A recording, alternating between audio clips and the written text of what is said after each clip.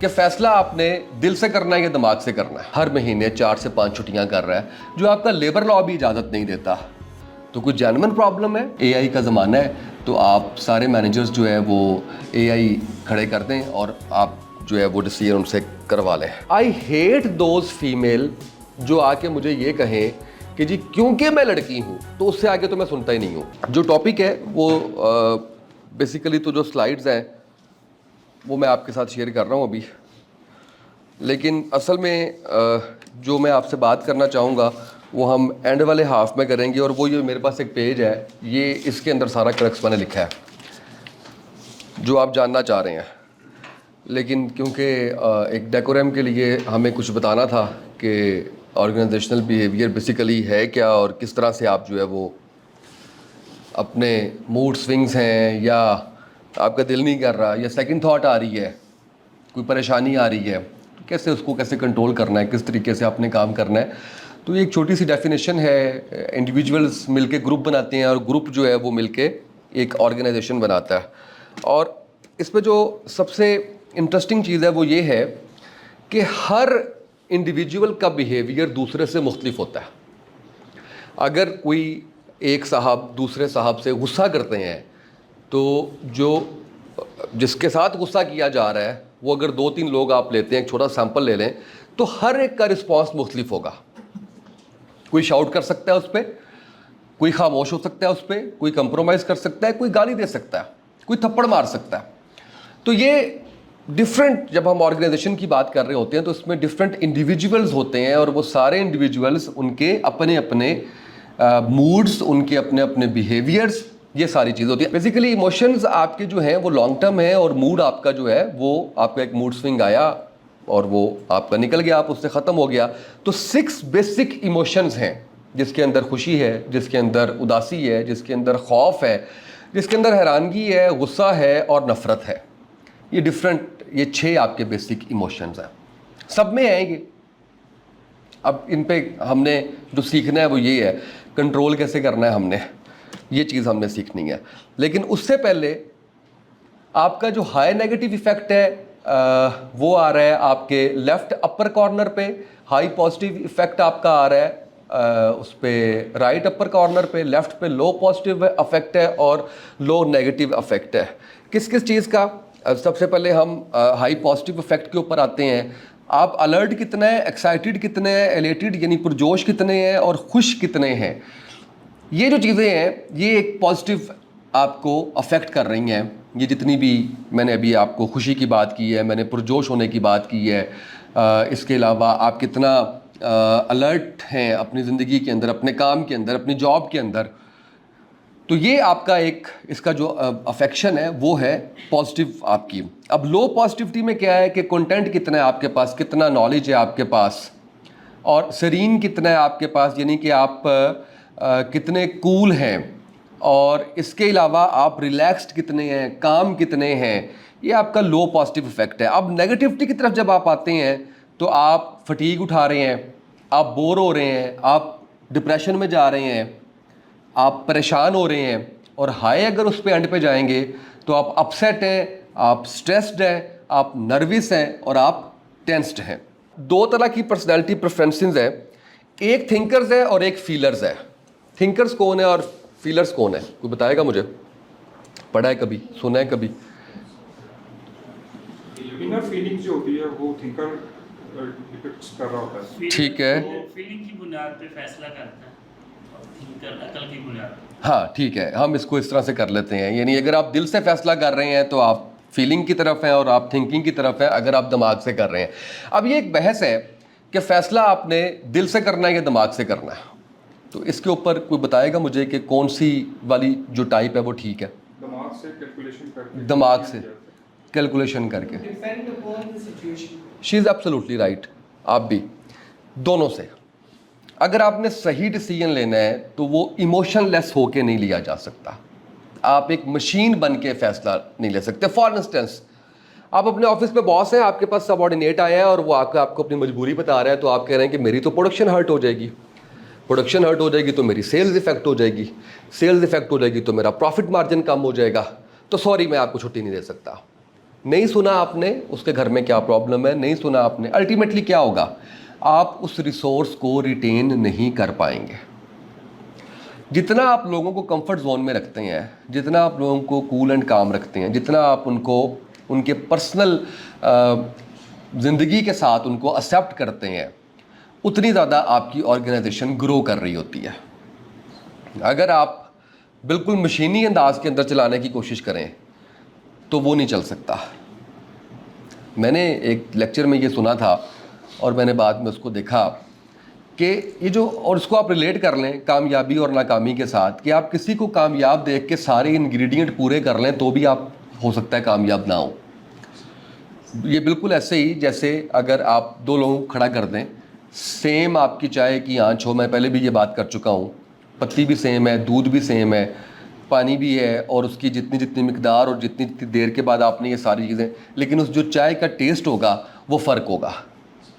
तो आपको person to person अपने बिहेवियर्स को चेंज करना होता है, उनके मुताबिक आपने ढालना होता है। अब जो जैसे आपने कहा है कि कैलकुलेशंस भी बड़ी इंपॉर्टेंट है, क्योंकि एम्पैथी के अंदर आके ये ना हो कि कोई आपको एक्सप्लॉइट करके जा रहा हो, यानी एक बंदा उसके प्रॉब्लम नहीं है लेकिन वो बार बार आके आपको बता रहा है, तो फिर आप जाएंगे प्रीवियस उसकी सिस्टमैटिक स्टडी पे कि जी 1 साल के अंदर ये बंदा मेरे पास छुट्टी लेने आया है और तकरीबन ये हर महीने 4 से 5 छुट्टियां कर रहा है, जो आपका लेबर लॉ भी इजाज़त नहीं देता। तो कोई जेन्युइन प्रॉब्लम है या ये मुझे बेवकूफ़ बनाने की कोशिश कर रहा है? तो फिर you must know how to say no. उसका भी एक तरीक़ाकार है कि आपने अगर किसी को ना करनी है तो वो ज़रूरी नहीं है कि आप उसको बड़े बुरे अंदाज के अंदर कि नहीं जी सवाल ही पैदा नहीं होता, क्या बात कर रहे हैं। आप सिंपल सा आप उसको अपनी पॉलिसी बता दें कि जी 2 छुट्टियां महीने में अलाउ थी या 2.5 छुट्टी महीने में अलाउ थी, आप ले चुके हैं, इतनी छुट्टियां आपकी रह चुकी हैं, अब आप जो है वो हम इसको एंटरटेन नहीं कर सकते। We may think that our decisions are guided purely by logic and rationality, but our emotions always play a role in our good decision making process. ये वही बात है जिसके ऊपर हम अग्री कर रहे हैं, बल्कि मैंने कहा है, पता नहीं आप अग्री कर रहे हैं या नहीं, आप अग्री कर रहे हैं इस बात से कि आपका जो डिसीजन है वो सिर्फ कैलकुलेशंस या आपके माइंड के ऊपर नहीं जाएगा, बल्कि वो दिल से भी आपका जो है वो फैसला होगा, इमोशंस भी उसके अंदर आएंगे तो ही वो फैसला ठीक होगा। अदरवाइज़ तो फिर AI का ज़माना है, तो आप सारे मैनेजर्स जो है वो AI खड़े कर दें और आप जो है वो डिसीजन उनसे करवा लें। अब जो बिहेवियर के आपके फैक्टर्स हैं वो कौन कौन से हैं? आपके काम में स्ट्रेस है, अब आपने ये आइडेंटिफाई किसने करना है कि वर्क स्ट्रेस को किसने आइडेंटिफाई करना है? एक तो आपने खुद करना है, दूसरा जो आपके बॉस हैं उन्होंने करना है, तीसरा आपने अपने सबऑर्डिनेट को एहसास दिलाना है। समझ रहे हैं ये वाली बात? आप जिस भी लेवल पे हैं, तो वर्क स्ट्रेस जो है वो इन्वायरमेंट बड़ा मैटर करता है। इन्वायरमेंट आपको मोटिवेट भी करता है, इन्वायरमेंट आपको डीमोटिवेट भी करता है। अगर एक पॉजिटिव इन्वायरमेंट नहीं है, चीखो पुकार लगी हुई है और सिस्टम्स नहीं है, SOPs नहीं है, तो अल्टीमेटली क्या होगा? एक डिज़ास्टर होगा उसके अंदर। आपका जो इन्वायरमेंट है वो पॉजिटिव नहीं होगा, आप बिला वजह लोगों पे शाउट कर रहे होंगे, लोग आप पे शाउट कर रहे होंगे, तो आपकी जो चीज़ सबसे ज़्यादा हर्ट होगी वो कौन सी है? आपकी प्रोडक्टिविटी, कि आपने जो अच्छा काम करना था, जो पॉजिटिव काम करना था आपने।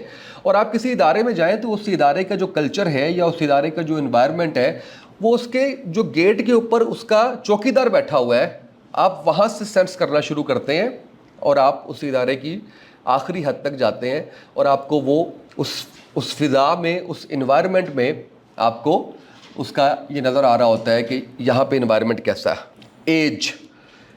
एज कैसे बिहेवियर को चेंज करती है या बिहेवियर पे अफेक्ट करती है, कोई बता सकता है मुझे? मैच्योरिटी लेवल बता दीजिए, एज फैक्टर किस फैक्टर पे डिसीजन क्या लेना? मैं इसको नेगेटिव सेंस में बयान करना चाह रहा हूँ सर।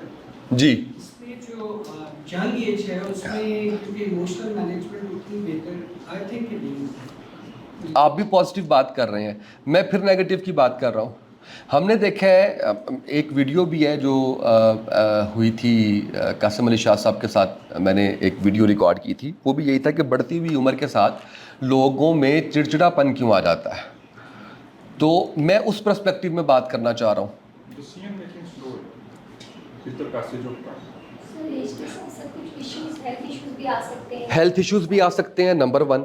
ठीक है, आप कह रहे हैं डिसीजन मेकिंग स्लो हो जाती है, क्यों स्लो होती है? द पैसेज ऑफ टाइम, जो आपका रिस्पांस टाइम होता है वो डिले करता है। डिपेंड करता है, मेरा ख्याल है इस चीज़ पे डिपेंड करता है कि अगर आपकी ज़िंदगी के अंदर डिसीजंस अच्छे रहे हैं तो फिर तो उस पर इफ़ेक्ट नहीं आएगा, लेकिन अगर आपके डिसीजंस कुछ गलत हुए हैं तो आपकी डिसीजन पावर जो है वो स्लो हो जाएगी। रिस्क इन्वॉल्वमेंट ऐसे ही है, रिस्क तो होता ही होता है ना, डिसीजन के अंदर रिस्क तो होता ही होता है, अर्ली एजेस पे आप रिस्क ज़्यादा ले रहे होते हैं, क्योंकि आपकी ज़िंदगी में रिस्क कम होता है।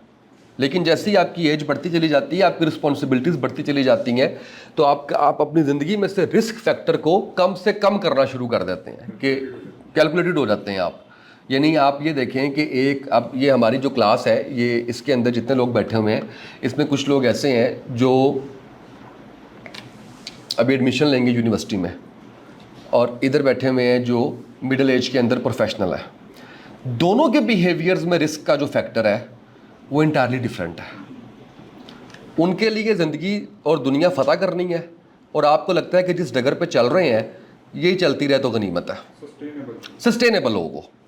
हम जब जॉब शुरू करते हैं तो हम स्टार्ट में 1 साल में 2 साल में 4-5 नौकरियां बदल लेते हैं, और बात बाद में होती है, रिज़ाइन हमारी जेब में पहले होता है।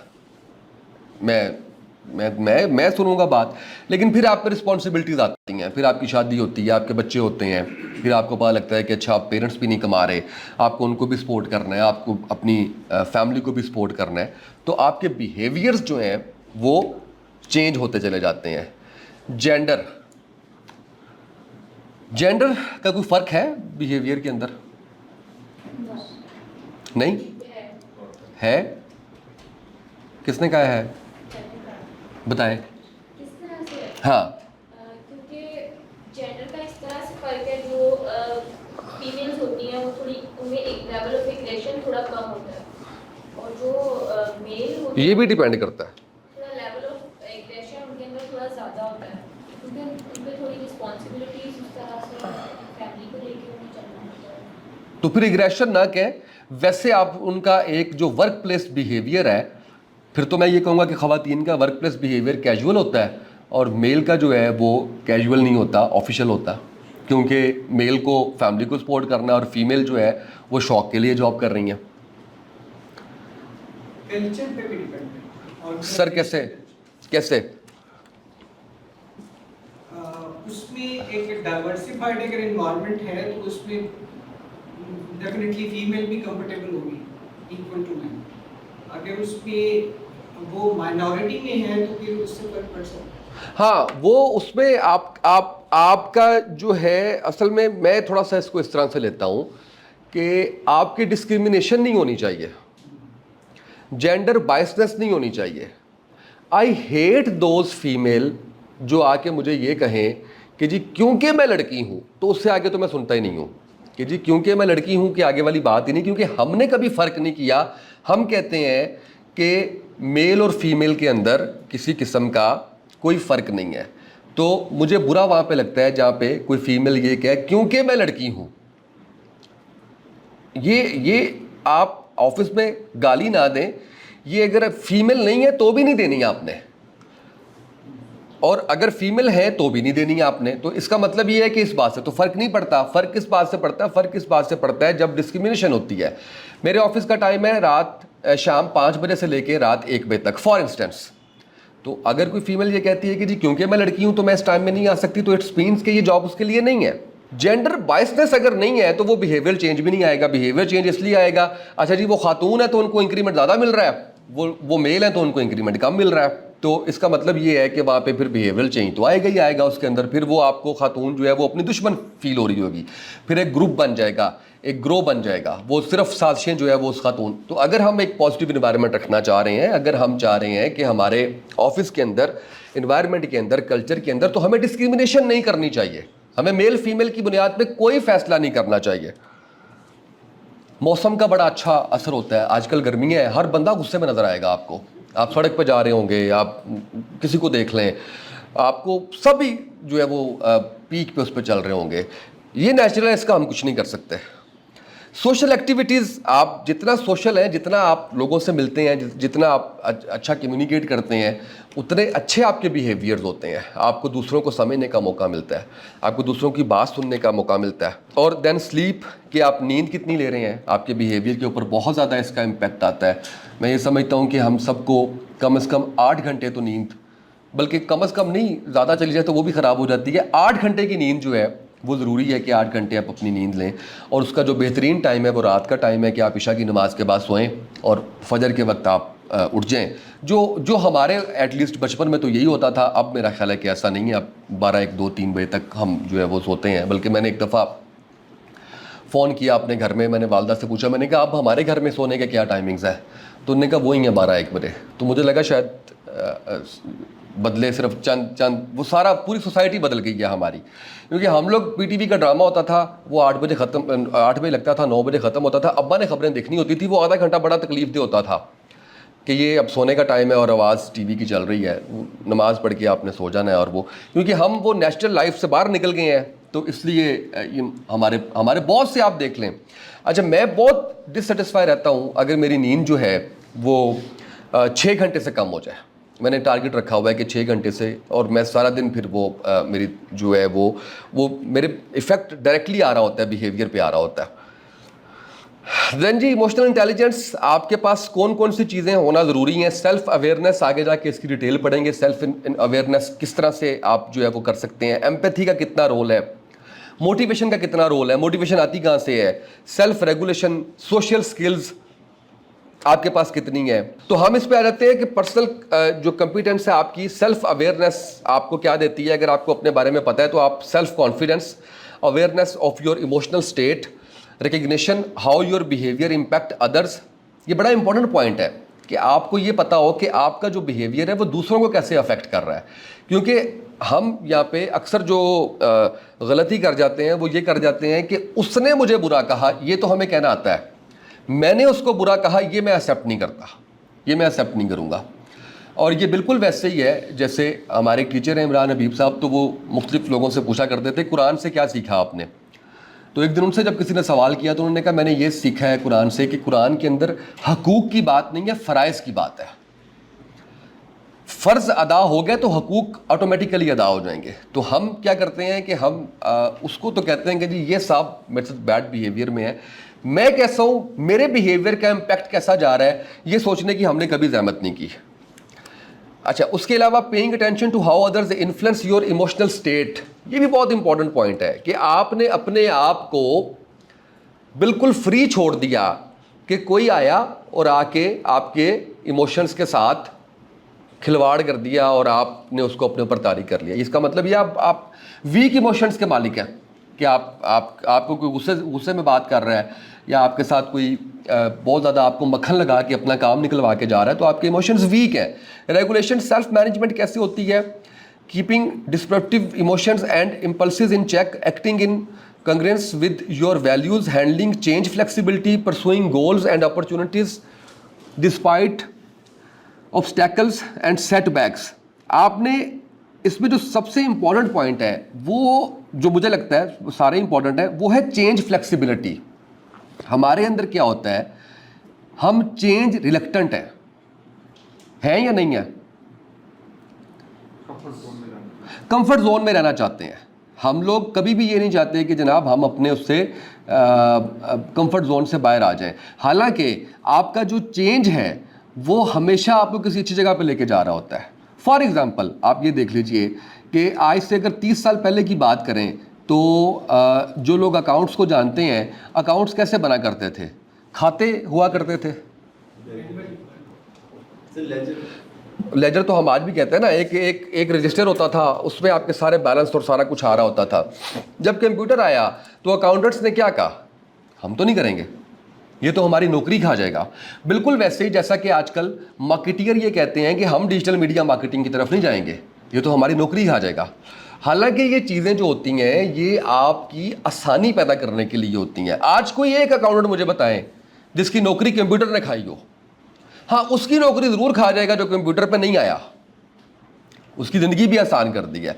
हम चेंज के फैक्टर्स को मॉनिटर नहीं करते, हम चेंज के ऊपर बिलीव भी नहीं करते। हम ये समझते हैं कि हमें ज़रूरत ही नहीं है बदलने की। हम हालांकि अब ये जबकि 2023 चल रहा है, तो इस 2023 के अंदर जो है वो चीज़ें इतनी तेज़ी से तब्दील हो रही हैं कि अगर आप रोज़ाना की बुनियाद पे कुछ ना कुछ नहीं पढ़ते, कुछ ना कुछ रिसर्च अपनी फील्ड के मुताबिक नहीं करते, तो आप लोग बहुत पीछे रह जाएंगे।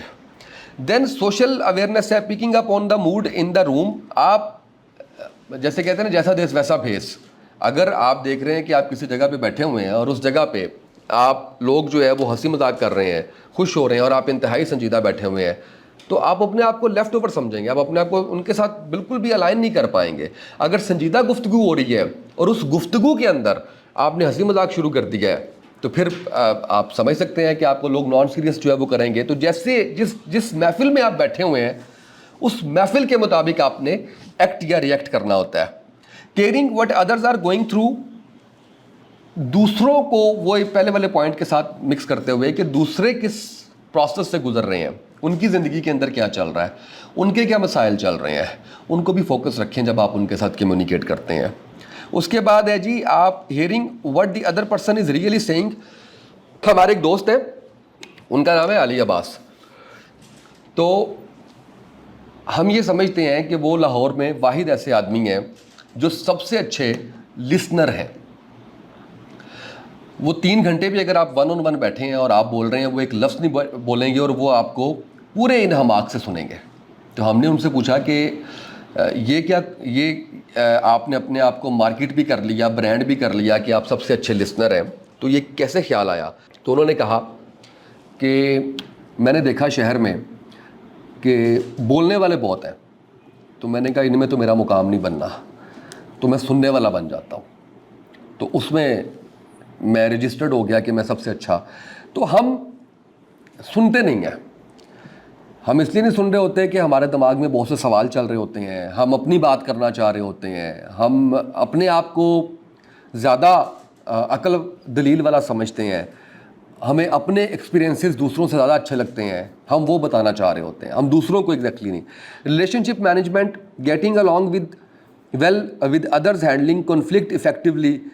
अच्छा, कॉन्फ्लिक्ट के ऊपर मैं 1-2 चीज़ें ज़रूर बताना चाहूँगा आपको। कॉन्फ्लिक्ट मैनेजमेंट एक बहुत बड़ा सब्जेक्ट है। वैसे तो ऑर्गेनाइजेशनल बिहेवियर भी एक बहुत बड़ा सब्जेक्ट है, उसमें से भी मैंने कुछ पॉइंट्स लिए हैं आज की डिस्कशन के लिए। अदरवाइज़ तो ये टॉपिक कोई 2 घंटे में कवर करने वाला नहीं है, क्योंकि बिहेवियर्स हैं और बिहेवियर बहुत से हैं जिसके ऊपर बात की जा सकती है। लेकिन कॉन्फ्लिक्ट मैनेजमेंट के अंदर कोई 2-3 चीज़ें बड़ी इंपॉर्टेंट है जो आपसे डिस्कस करना ज़रूरी है, और वो ये है कि बेसिकली कॉन्फ्लिक्ट आता कहाँ पे है, पहले ये आइडेंटिफाई कर लेते हैं। कोई मुझे बताएगा कॉन्फ्लिक्ट कहाँ आता है? चेंजिंग इन थॉट्स, डिफरेंसेस, आप दूसरे की बात से एग्री नहीं कर रहे, डेडलॉक, आप निगोशिएट नहीं कर रहे, लैक ऑफ कम्युनिकेशन, माइंडसेट भी होता है कि जी मैंने तो सुननी नहीं है, जो मैं कह रहा हूँ। दो लोगों के मुख्तलिफ नज़रिए होते हैं। मूड स्विंग्स, यस, आप अच्छे मूड में नहीं हैं, आप बाहर गर्मी से आ रहे हैं, आप उसमें आप कर रहे हैं।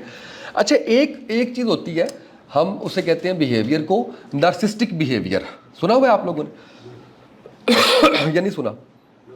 क्या होता है?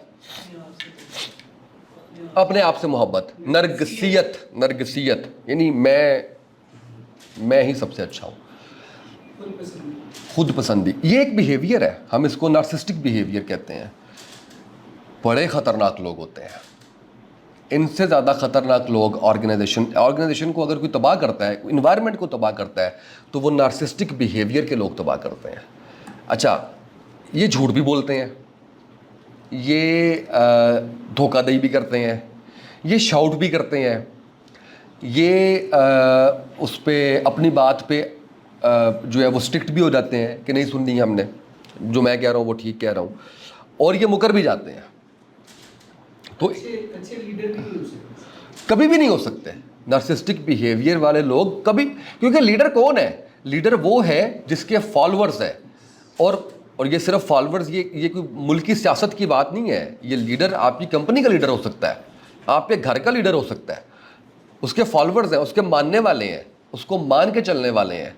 तो जो शख्स सिर्फ अपनी ही शख्सियत को ये समझता है कि मैं ही सबसे बेहतर, मेरे से बेहतर कोई नहीं है, तो उसके फिर वो फॉलोअर्स उसकी बात के ऊपर नहीं आएंगे। अच्छा, इन लोगों को टैकल करने का बड़ा आसान सा तरीका है। एक तो ये है कि अंदर से बहुत खोखले होते हैं, डरपोक होते हैं। आप 1 से 2 मिनट आंखों में आंखें डाल के बात करें, बिल्कुल आपने जो बनवाना है आप बनवा लेंगे। ये करके देख लें। वैसे बहुत लग रहा होगा आपको उनकी पर्सनैलिटी से कि जी ये तो हमें बात ही नहीं करने देंगे। दूसरा ये है, लिख लें। नहीं, मैं ये नहीं कह रहा मेरी बात लिख लें, जो वो कहते हैं वो लिख लें, लिख के सामने रख दें, उनको बता दें सर यही बातें आप, अगर आपके वो क्योंकि बॉस से गुजारा करना मुश्किल है, नार्सिसिस्टिक बॉस से गुजारा करना मुश्किल है, सबऑर्डिनेट को तो आप दबका मार के भी सीधा कर लेंगे। तो वो चीज़ें लिख लें आप। दूसरा, कॉन्फ्लिक्ट के अंदर जो सबसे इंपॉर्टेंट चीज़ है वो रोल है कम्युनिकेशन का। अगर आपने कम्युनिकेशन बैरियर जो है वो ले आए तो फिर कॉन्फ्लिक्ट रेज नहीं होना, फिर आपकी निगोशिएशंस भी नहीं होनी, फिर आप पे कंप्रोमाइज़ भी नहीं होने। सबसे ज़्यादा काम ख़राब होता है जहाँ पे आपकी कम्युनिकेशन नहीं हो रही होती है, और हम सबसे पहले ब्रेक लगाते हैं कम्युनिकेशन पे। ऐसे ही है कॉन्फ्लिक्ट में, मैं तो शक्ल भी नहीं देखनी, मैं तो मुड़ के भी नहीं देखना, हम सबसे पहले ये कहते हैं। तो अगर आपकी कम्युनिकेशन चलती रहेगी तो आपका जो प्रॉब्लम है वो सॉर्ट आउट हो जाएगा। क्लियरली एक्सप्रेस आप ठीक तरीके से करें, using sensitivity to another persons feeling, empathy to manage interactions successfully. अच्छा, ये एक एक्टिविटी है जो हमें कर लेनी चाहिए। ये कितने लोग बैठे, 6 ग्रुप्स में आ जाएं आप, 6 ग्रुप्स में आ जाएं, 6 ग्रुप बना लें। आप देख लें आप किस तरह से बनाने हैं। अच्छा, ये 6 मेरे पास है, मैं आपको लिख देता हूँ। ये जो हमारे हैं इसके बैग पे लिख देता हूँ। ये बोलना नहीं है और आप आपस में देख लें, इस पर कोई एक एक्ट करके दिखाएगा हमें।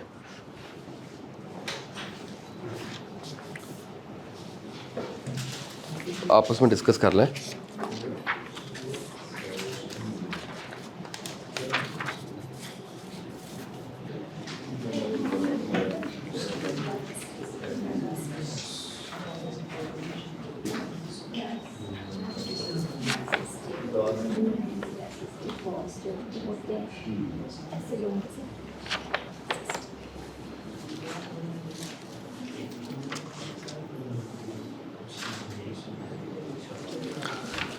ये आपने बोले बगैर कोई एक आएगा आपके ग्रुप में से यहाँ पे, और उसका ग्रुप मेंबर नहीं बोलेगा, बाकी लोग जज करेंगे कि ये कौन सा बिहेवियर है। आ जाएं 1 बाय 1, आप आ जाएं, कोई एक आप में से आ जाए, तीनों में से जो अच्छी एक्टिंग कर सकता है। ये सिंपल बिहेवियर्स हैं जो हमारे रोज़मर्रा ज़िंदगी में हम सब कर रहे होते हैं। मुश्किल है, बोलना नहीं है, बोले बगैर आपकी एक्सप्रेशंस या आपकी है जो भी है, मुझे क्यों बता रहे हैं, आपने करके दिखाना है।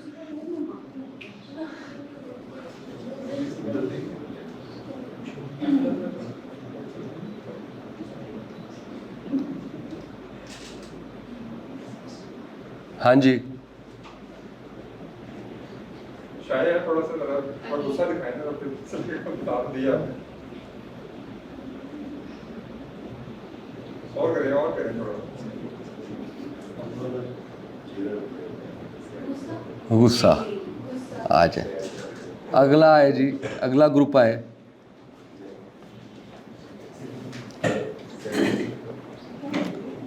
आ जाए।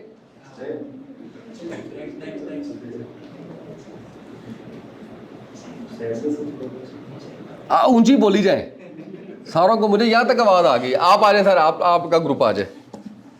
इनका जरा भूल जाए क्या था।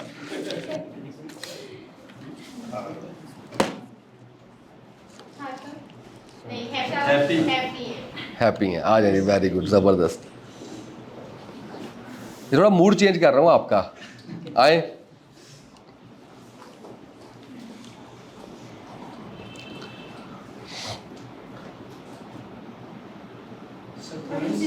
सरप्राइज, एक्सीलेंट, आए जी।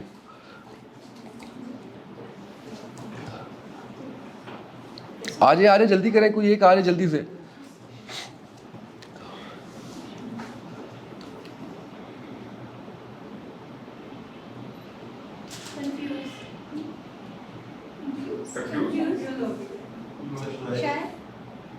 डर Fear. फियर। ठीक है जी, आए।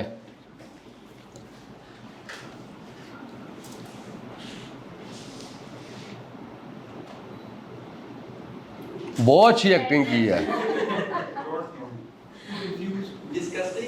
यस, आए जी, अब आप आए। आप रह गए थे ना, आप या आपके पार्टनर जो हैं वो आए।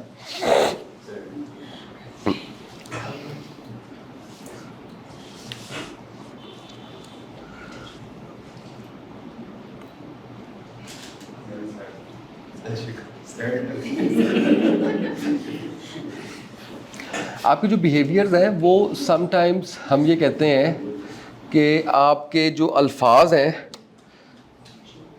या आपका जो लहजा है, ये आम रोज़मर्रा ज़िंदगी में ऑफिस के अंदर हम ये कहते हैं कि आपके अल्फाज जो हैं वो नॉर्मल होने चाहिए, मैसेज सख्त और क्लियर होना चाहिए, आपका लहजा। तो आपके आप वर्बल और नॉन वर्बल कम्युनिकेशन दोनों तरह से आप बात कर रहे होते हो, और दोनों का बड़ा इम्पोर्टेंट रोल है इस सारी चीज़ के अंदर। अब आ जाए इस चीज़ पे कि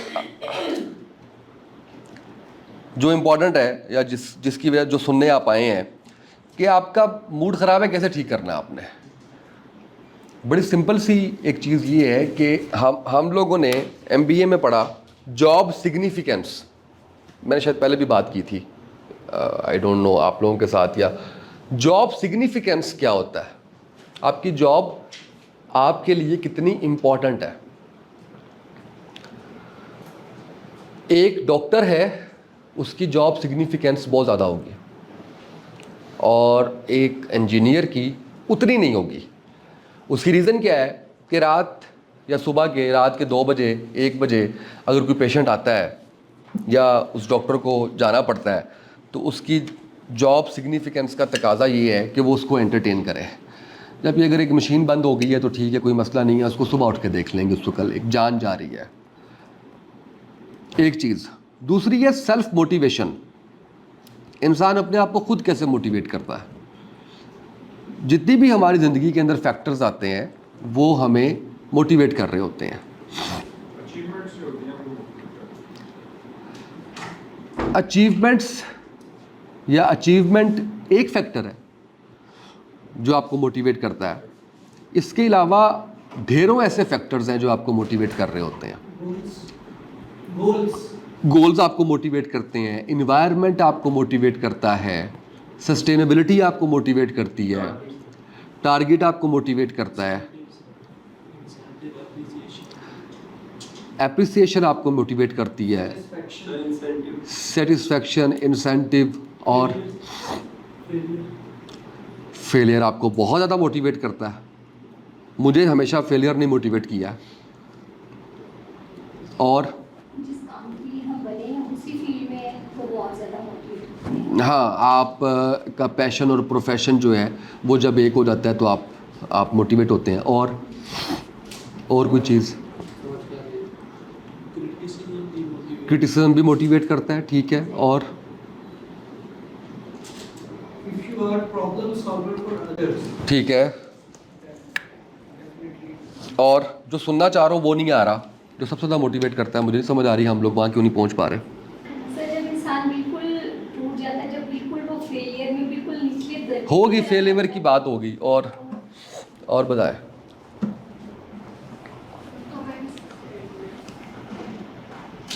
बताएं। ठीक है, जो मैं सुनना चाह रहा हूँ वो कहीं से नहीं आ रहा। आपको सबसे ज़्यादा जो चीज़ मोटिवेट करती है वो आपकी रिस्पॉन्सिबिलिटीज़ होती हैं, मुझे ये लगता है। और अगर कोई आप में से ऐसा है जो इससे डिसएग्री करता है तो वो मेरे साथ इस पे डिबेट करें, मुझे कन्विंस करें। सर, आप जॉब क्यों नहीं छोड़ते?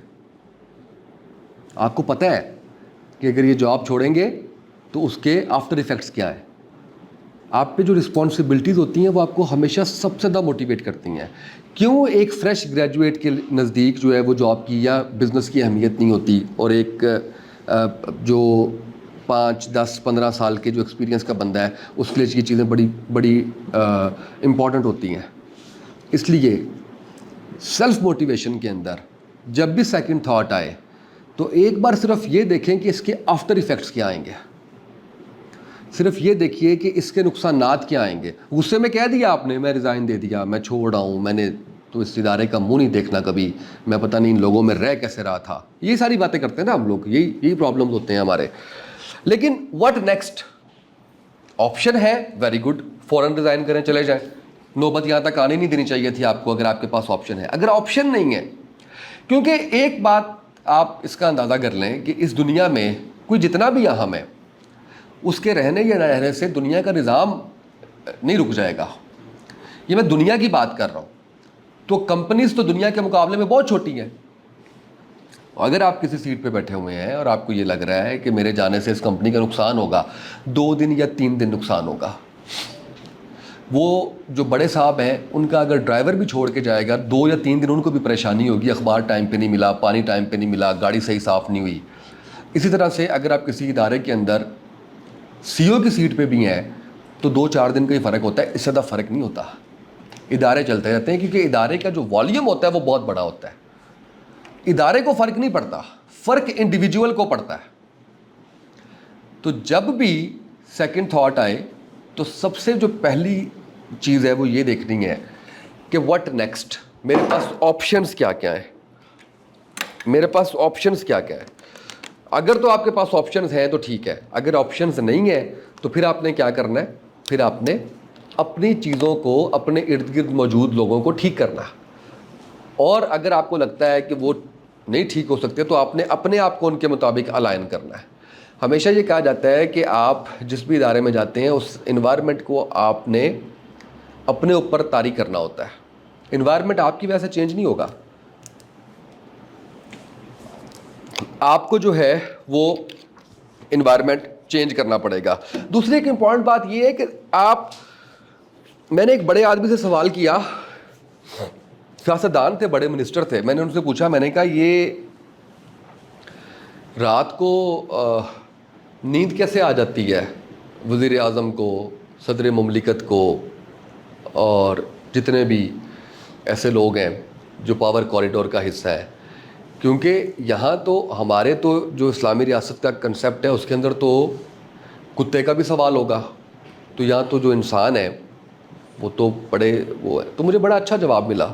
आप अपने ऊपर इसको तारी करके देखें, आपको भी समझ आएगी। ऐसे मैंने अपने ऊपर करके देखा तो मैंने कहा यस। तो उन्होंने कहा कि जब भी आप कोई गुनाह करने लगे होते हो या कोई गलत काम कर रहे होते हो या करप्शन कर रहे होते हो, सबसे पहले, क्योंकि ज़मीर हर इंसान का है, वो आप सबसे पहले उसको जस्टिफाई करते हो, सबसे पहले जस्टिफाई करते हो। मैं इस दफ्तर में काम कर रहा हूँ, मुझे यहाँ पे 8 घंटे में 1 घंटा ब्रेक मिलती है, 7 घंटे काम करने के पैसे मिलते हैं। मैं अगर 2 घंटे काम नहीं करूँगा तो मैं अपने आप को सबसे पहले जस्टिफाई करूँगा, तो इन्वायरमेंट अच्छा नहीं है, लोगों को समझ नहीं आती, कोई बात नहीं मानता, मेरे पास तो पावर नहीं है, मेरे पास तो फलां चीज़ नहीं है, मेरे पास तो रिसोर्सेज। आप सबसे पहले अपने आप को, आप चोरी भी करते हो ना, सबसे पहले अपने आप को जस्टिफाई करते हो, उसको अपने लिए आप ठीक करते हो। तो बतौर एक अच्छे शहरी, मैं मुसलमान इसलिए नहीं कहता कि आपका किसी भी मज़हब से ताल्लुक़ है, अच्छाई की बात ही होती है, उसमें दूसरों का हक खाने की बात नहीं होती। कि सबसे पहले हम लोग जो हमारे ऊपर, मैंने एक मिसाल पढ़ी, मुझे बड़ा अच्छा लगा। किसी ने लिखा था कि जब मैंने रिटायरमेंट ली अपने स्कूल से तो मैंने 3 माह के लिए अपनी बेटी को उस स्कूल में भेज दिया और बग़ैर पैसों के मैंने कहा तुम सर्व करो। और वो इसलिए कि अगर कभी मैंने कोई कोताही की हो काम में, मैंने अगर टाइम पूरा ना दिया हो तो मेरे से इसका सवाल ना हो, मैं उसके, हम तो नहीं सोचते, ये बहुत बड़ी बात है, हम तो नहीं सोचते। मैं जब भी किसी इदारे से आता हूँ, छोड़ता हूँ, मैं सबसे पहले उसके जो ओनर हैं उनसे बैठ के ये बाकायदा माफ़ी मांगता हूँ कि अगर जाने अनजाने में कंपनी का नुकसान हुआ हो, मेरा टाइम पूरा ना हुआ तो मैं आपसे माज़रत खाऊँ, मैं माफ़ी का तलबगार हूँ। हम नहीं सोचते, हम राइट समझते हैं। तो सर अगर इन चीज़ों पे अमल करेंगे और अपने काम पे फोकस करेंगे, जो भी आपको मिला हुआ है, आप करना चाहते हैं या नहीं करना चाहते, अब आप इसके अंदर आ गए हैं, अब आपने करना है, अब आपने इसमें से हो के गुजरना है। दूसरी एक चीज़ ये है हम मुकाबला करते हैं, हम दूसरों से मुकाबला करते हैं, हम पैसों में मुकाबला करते हैं, डेजिग्नेशंस में मुकाबला करते हैं, हम हमेशा अपने से ऊपर देखते। हमारे परेशानियां क्यों हैं इस वक्त सोसाइटी के अंदर, इतनी परेशानियां क्यों हैं, क्या वजह है? हम जिस ज़माने, मैं अगर अपने बचपन की बात करता हूँ तो ज़िंदगी तो बड़ी सादा सी ज़िंदगी थी। छत पे पंखे लगा के सोया करते थे, सुबह सुबह उठते थे, शाम को, और साइकिल हुआ करता था, उस साइकिल पे हम जाया करते थे। आज हमें अच्छी से अच्छी गाड़ी चाहिए, आज हमें गाड़ी में भी एसी चाहिए, दफ्तर में भी एसी चाहिए, हमें घर में भी एसी चाहिए। हम कंपटीशन आ गया। मैं सरकारी स्कूल से पढ़ा हुआ हूँ, बड़ा फ़ख्र है मुझे। मैं अपने घर से बोरी लेके जाता था, सफ़ेद शलवार कमीज़ होती थी, उस बोरी पे बैठ के हम दरख्त के नीचे पढ़ा करते थे। मेरा ख्याल है बैठे हूँ, चल ही रहा है, ज़िंदगी चल ही रही है, कोई इतना वो तो नहीं हुआ। लेकिन आज जो हमारे बच्चे हैं वो शुएफात में होने चाहिए, उनकी फ़ीस 80,000 होनी चाहिए। ये हमारा माइंड सेट है। हम असल में ये नहीं हुआ कि हम जो है वो बैठे बैठे गरीब हो गए हैं, इस तरह से नहीं हुआ। हमने अपनी जो ख्वाहिशात हैं, हमने समझ लिया है कि हमारी ख्वाहिशात नहीं, ज़रूरियात है। तो हम उन ज़रूरियात तो बड़ी थोड़ी सी हैं आपकी। आपको 3 वक्त का खाना चाहिए, आपको एक छत चाहिए, आपके बच्चों को स्कूल चाहिए, आपको मेडिकल की फैसिलिटीज़ चाहिए। वो आज भी आप 60-70 हज़ार में पूरा कर सकते हैं।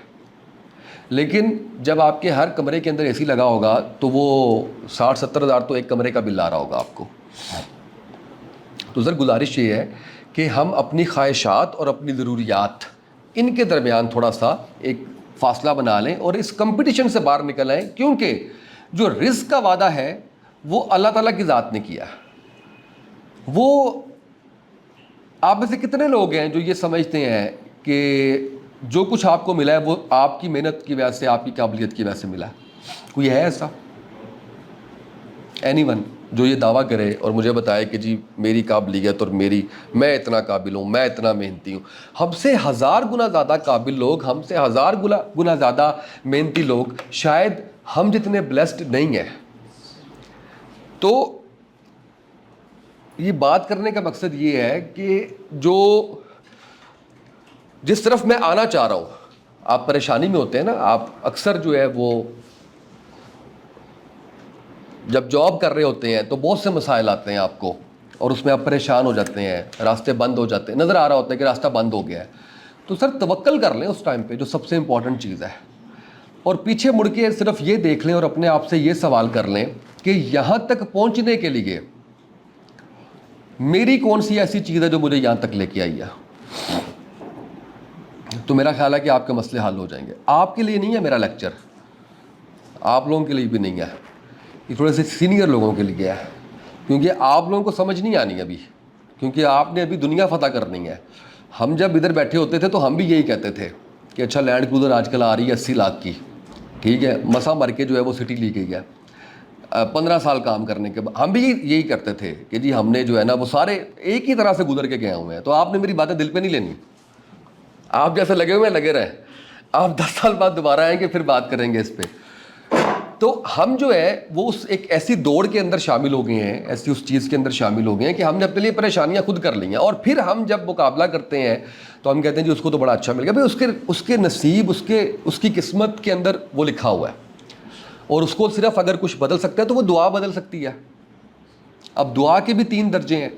पहला दर्जा जो, या आप कह लें कि जो सबसे निचला दर्जा है वो ये है कि मिनोवन आपकी दुआ कबूल हो गई है। दूसरा दर्जा ये है कि आपने जो दुआ की है वो आपकी दुआ जो है वो उसकी कोई कंपनसेशन मिल गई है आपको, वो चीज़ आपके हक़ में बेहतर नहीं थी और आपको कुछ अच्छा उसके नतीजे में मिल गया है। वैसे कहा यह जाता है कि आप दुआ ये किया करें, एक तो ये कहा जाता है कि दुरूद शरीफ पढ़ के अव्वल आखिर दुआ करें, दूसरा ये कहा जाता है कि दुआ किया करें कि अगर मेरे हक़ में बेहतर है। मैं वैसे ये दुआ नहीं करता, मुझे जो चाहिए होता है मैं कहता हूँ उसको मेरे हक़ में बेहतर करके मुझे दे दे।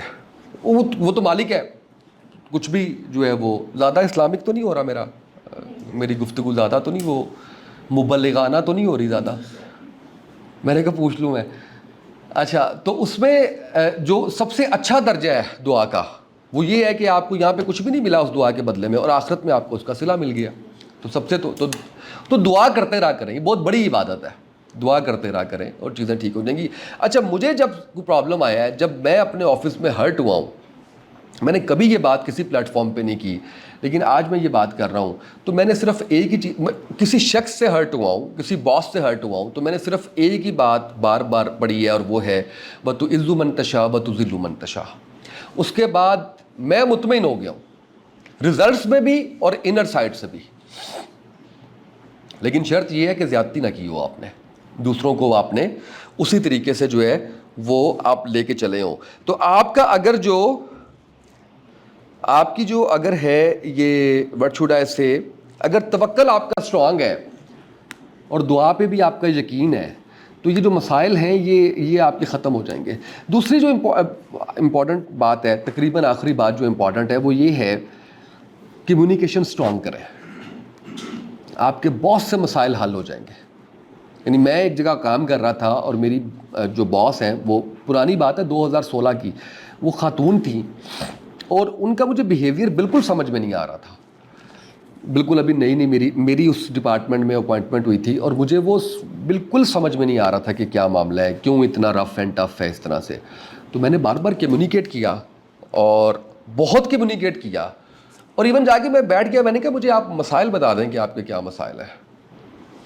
तो उन्होंने कहा कि आप डायरेक्ट ऊपर से आए हैं, आपका ट्रांसफ़र जो है वो इदारे के मालिक ने किया है। तो मैंने कहा वो मेरी विल पे तो नहीं किया, मैंने तो नहीं करवाया, तो उन्होंने किया।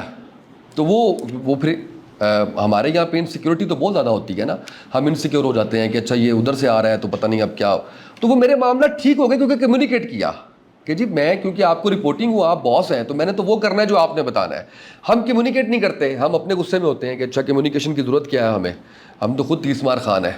तो आप जितना कम्युनिकेट करेंगे उतना बेहतर होगा। दूसरा जो इनसिक्योरिटी का एलिमेंट है ना, मैंने कभी उन लोगों को ज़िंदगी में नाकाम होते नहीं देखा। वो लोग जो दूसरों को प्रमोट करते हैं, वो लोग जो दूसरों को रास्ता देते हैं, वो लोग जो जूनियर्स को काम करने का मौका देते हैं, मैंने हमेशा उन लोगों को नाकाम देखा है जो दूसरों का रास्ता रोकने की कोशिश करते हैं। क्योंकि अगर आप किसी को प्रमोट कर रहे होते हैं, प्रमोट से मुराद ये है कि कोई जूनियर आया है, उसको काम करने की स्पेस दे रहे हैं, उसको आप आगे बढ़ने का मौका दे रहे हैं, तो मेरा ख्याल है कि आपके लिए एक तो उधर से भी दुआ आएगी, बरकत भी आएगी, और दूसरा ये है वो कभी आपसे ऊपर नहीं जा सकता, अल्लाह आपका एक लेवल और ऊपर कर देगा। लेकिन हम इसमें उल्टा करते हैं। गुज़िश्ता दिनों हमारे 2 एम्प्लॉयज़ थे और उन्होंने बहुत शानदार काम किया। मैंने उनके नाम लिखे, नाम लिख के मैं चेयरमैन साहब के पास गया। मैंने कहा जी इन्होंने बड़ा अच्छा काम किया है, इनको मोटिवेशन की ज़रूरत है। चेयरमैन साहब ने लिक्विड कैश के इन्वेलप बना के उनको बुला के उनको मोटिवेट किया। इससे क्या होगा? इससे ये नहीं हो जाएगा कि वो मेरी जगह आ जाएंगे, लेकिन वो आइंदा और मेहनत से काम करेंगे। मैंने उनका क्रेडिट खुद नहीं लिया, मैंने ये नहीं कहा कि जी ये इसने काम, मैंने कहा जी ये इसने काम किया था, इसकी वजह से ये हुआ है। तो हम अगर लोगों को इस इनसिक्योरिटी में रखेंगे कि आपकी वजह से डर है हमें, आपकी वजह से खौफ है हमें, तो फिर बात बनने वाली नहीं है। तो अपनी जो कम्युनिकेशन जो हासिल है गुफ्तगू का, वो ये है कि अपनी कम्युनिकेशन को स्ट्रॉन्ग करना है, चेंज को अडॉप्ट करना है, एक्सेप्टेबिलिटी आपके बिहेवियर्स के अंदर होनी चाहिए। मैं एक इदारे में काम करता था और आप यकीन करें कि वहाँ पे 4 सालों में 8 HODs तब्दील हुए थे, और वो बहुत बड़ी लर्निंग थी। एक HOD तब्दील होने का मतलब, जो लोग यहाँ पे प्रोफेशनल्स बैठे हुए हैं वो ये समझ सकते हैं कि बिल्कुल ऐसे जैसे आपने ज़ीरो से जॉब शुरू की है। आप किसी नई जगह चले गए हैं, उनको आपका नहीं पता, आपको उनका नहीं पता, और आप जो है वो दोबारा से आप एक प्रोसेस अपना जो है वो शुरू कर रहे हैं। लेकिन वो भी एक लर्निंग थी, उसमें भी टिके रहे। और हमने कहा कि ठीक है, हर बंदा आता था कुछ नया सीखने का जो अमल है उसको ना रुकने दीजिएगा। क्योंकि जहाँ पे सीखने के अमल को आपने रोक दिया, जहाँ पे आपने कहा मैं अकेले कुल हूँ, वो डिक्लाइन है फिर उसके बाद आपका, फिर आपने अल्टीमेटली जो है वो नीचे ही आना है। कुछ सवाल अगर आपका है तो आप मुझे बता दें प्लीज़। अच्छा, एक बात जो मुझे अली अब्बास साहब ने बड़ी समझा के भेजी थी कि आपने करनी है स्टार्ट में ही, वो मैं नहीं कर सका। वो ये थी कि आपकी जो, मैंने जब जॉब सिग्निफिकेंस की बात की थी तो उसके अंदर मैं जब मेरी ट्रेनिंग हो रही थी उसके लिए, मीडिया के लिए, तो हमें ये बताया गया था कि आपने जब ख़बर पढ़नी है या प्रोग्राम करना है तो आपका जैसा भी मूड है, आपने ख़बर की नोयत के मुताबिक अपने एक्सप्रेशंस को आपने लेके चलना है। तो उस चीज़ को आप अपनी जो प्रोफेशनल लाइफ है उसमें इम्प्लीमेंट कर लें कि आप जब काम कर रहे हैं तो आपके जो मूड्स हैं वो आपकी ऑर्गेनाइजेशन के मुताबिक चलेंगे, वो उसके बगैर नहीं चलेंगे। और उसकी एग्जांपल ये है कि I was not feeling well, मेरी तबीयत काफ़ी ख़राब थी और टेम्परेचर, फ्लू, तो मुझे सब ने कहा कि आज का जो सेशन है उसको पोस्टपोन कर दें या नहीं, लेकिन दैट वाज कमिटमेंट के कुछ लोग जो रजिस्टर करवा चुके हुए हैं उनको कॉल करके मना करना, दैट वाज टू बैड। तो that's a commitment with job. यानी मुझे सब ने कहा कि आप नहीं करें, आज आप ना आएँ, आप रेस्ट करें। वजह क्या थी कि मैं समझता हूँ कि मेरा काम इम्पॉर्टेंट है, और अगर मैं ये कहूँ कि नहीं ठीक है चलें आ जाएँ लोग, कोई और करवा देगा, कोई और बैठ जाएगा, तो वो मुझे बुरा लगता। आई डोंट नो मैं डिलीवर सही कर पाया हूँ या नहीं कर पाया, लेकिन ये है कि आप लोगों से भी गुजारिश यही है कि हम दूसरों को बुरा कहने की बजाय थोड़ा सा अगर अपने ऊपर फोकस करें। मैं ये नहीं कह रहा कि दूसरे बुरे नहीं होते, बड़े बड़े बुरे होते हैं, बड़े बड़े बुरों से पाला भी पड़ता है, लेकिन आप थोड़ा सा अपने ऊपर भी अगर आप फोकस करें तो आपको अपनी गलतियाँ, अपनी चीज़ें भी नज़र आएंगी जो आपको फ़ायदा देंगी। थैंक यू सो मच, बहुत शुक्रिया, थैंक यू।